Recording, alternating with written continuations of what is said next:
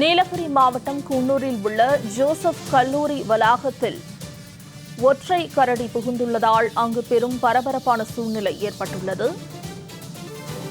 கூடுதல் தகவல்களை செய்தியாளர் சிவகுமார் வழங்க கேட்கலாம். சிவகுமார், கூடுதல் தகவல்களை பதிவு செய்யலாம். ஒனிசா, நீலகிரி மாவட்டம் குன்னூர் மற்றும் அதன் சுற்று வட்டார பகுதிகளில் கடந்த சில மாதங்களாகவே கரடி, காட்டு யானை, சிறுத்தை, காட்டெருமை உள்ளிட்ட வனவிலங்குகள் நடமாட்டம் அதிகரித்து காணப்படுகிறது.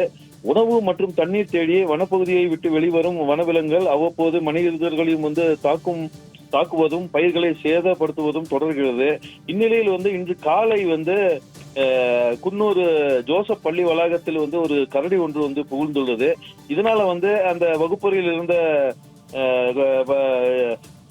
பள்ளி குழந்தைகள் எல்லாமே இந்த கரடியை பார்த்து பெரும் அச்சம் அடைந்து கல்லூரி அலுவலகத்தில் உள்ள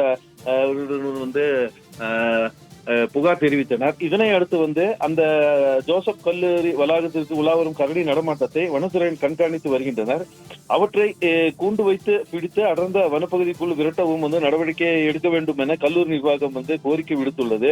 இதனிடையே அந்த கரடி அந்த கல்லூரிக்குள் நுழைந்து வரும் அந்த சிசிடிவி காட்சிகள் அந்த பள்ளி நிர்வாகம் வெளியிட்டு தற்போது அந்த பள்ளி பகுதியில் பரபரப்பை ஏற்படுத்தியுள்ளது. சிவகுமார், தகவல்களை பதிவு செய்தமைக்கு நன்றி.